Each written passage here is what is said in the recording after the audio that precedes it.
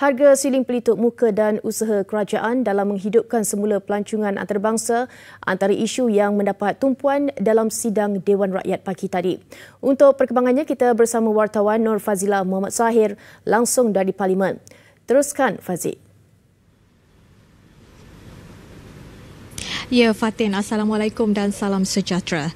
Pelitup muka akan dijual pada harga RM1 sekeping di peringkat runcit dan 95 sen di peringkat borong. Menteri Perdagangan Dalam Negeri dan Hal Ehwal Pengguna Dato' Alexander Natalinggi berkata, penurunan itu adalah pendekatan bersifat soft landing dan keprihatinan kerajaan terhadap keperluan pengguna, khususnya golongan ibu bapa yang perlu membekalkan pelitup muka untuk kanak-kanak ke sekolah. Malah beliau memaklumkan Dewan Rakyat penurunan ke paras lebih rendah akan dilakukan kerajaan pada masa akan datang. Saya ingin memaklumkan bahawa harga pelitup muka jenis 3 pelai ini, 3 lapisan ini akan diturunkan lagi kepada RM1 seunit di peringkat runcit, maknanya 95 sen di peringkat pemborong berdasarkan penilaian berterusan ke atas kedudukan bekalan dan harga pelitup muka oleh kementerian.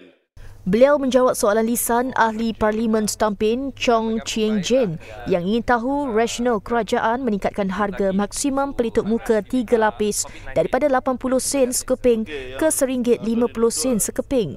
Minggu lalu di Dewan Rakyat, Dato' Alexander dilaporkan berkata, kerajaan bercadang menurunkan lagi paras harga siling pelitup muka 3 lapisan ke paras bawah RM1.20 seunit mulai 15 Ogos. Kerajaan telah mengambil langkah berjaga-jaga dengan mewajibkan orang ramai untuk memakai pelitup muka bermula 1 Ogos lalu dalam pengangkutan awam dan tempat tumpuan yang sesak.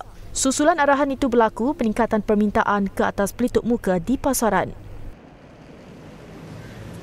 Kementerian Pelancongan Seni dan Budaya MOTEK sedang melakukan kajian dan perbincangan untuk membenarkan gelembung perjalanan secara langsung ke wilayah berstatus hijau dan bukan lagi tertumpu kepada negara tertentu secara keseluruhan dan usaha menghidupkan semula pelancongan antarabangsa. Menterinya Datuk Seri Nancy Shukri berkata pelaksanaan itu tidak akan tertumpu terhadap sesebuah negara secara keseluruhan kerana terdapat wilayah yang masih terjejas dengan penularan COVID-19. Kementerian itu jelas beliau telah mengenal pasti negara yang dilabel dalam zon hijau, namun ianya perlu dilihat secara realiti dan praktikal. Sekarang ini kita menggunakan destinasi, tidak melihat dari sudut negaranya. Sebab destinasi misalnya macam Australia, kita melihat keseluruhan negara itu tidak dapat dilabelkan sebagai hijau keseluruhannya kerana Melbourne baru terkena second wave dia. Jadi kita boleh melihat dari sudut Malaysia dengan Perth misalnya. Itu adalah dalam proses perancangan dan juga proses kajian kita. Tetapi selagi lagi ianya tertakluk kepada negara tersebut kalau dia membuka ruang untuk kita. Beliau menjawab persoalan tambahan Ahli Parlimen Pontian Datuk Seri Ahmad Maslan mengenai status pelaksanaan gelembung perjalanan antara Malaysia dengan negara luar yang berstatus hijau. Dalam perkembangan lain, beliau berkata kementeriannya telah merangka beberapa program jangka masa pendek dari segi kemahiran semula dan peningkatan kemahiran pekerja industri yang terkesan dengan COVID-19.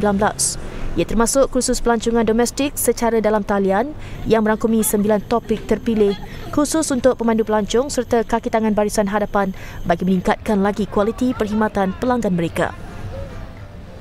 Sidang Dewan turut dimaklumkan prestasi guru program ijazah sarjana muda perguruan PISMP lepasan Institut Pendidikan Guru IPG berada pada tahap cemerlang dan memenuhi keperluan sekolah.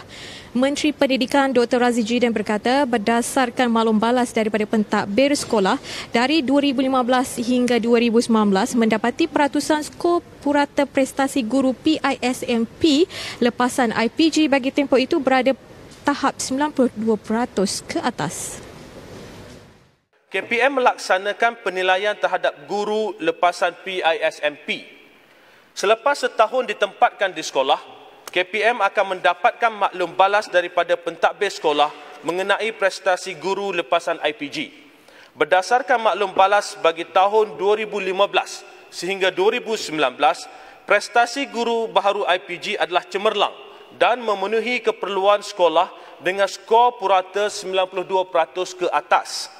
Beliau menjawab soalan Ahli Parlimen Simpang Renggam Dr. Mazli Malik mengenai langkah dan inisiatif terkini pihak kementerian dalam menjaga dan mempertingkatkan kualiti PISMP supaya standard pengajaran guru di sekolah sentiasa berada pada tahap cemerlang. KPM jelas beliau sentiasa komited dalam memperkasa pendidikan guru dalam usaha melahirkan guru terlatih dan kompeten dengan memperkukuhkan program PISMP termasuk aspek pemilihan calon dan kurikulum. Dalam perkembangan lain, Dr. Razi berkata kemasukan graduan sijil peperiksaan bersepadu UEC untuk mengikuti PISMP adalah bagi memenuhi keperluan dalam bidang pengkhususan bahasa Cina di Sekolah Jenis Kebangsaan Cina SJKC. Program itu juga sudah bermula sejak tahun 2011. Sekian sahaja laporan saya dan rakan tugas Siti Khadijah Jaafar dari Parlimen. Kita kembali bersama Fatin. Assalamualaikum. Terima kasih Fazi.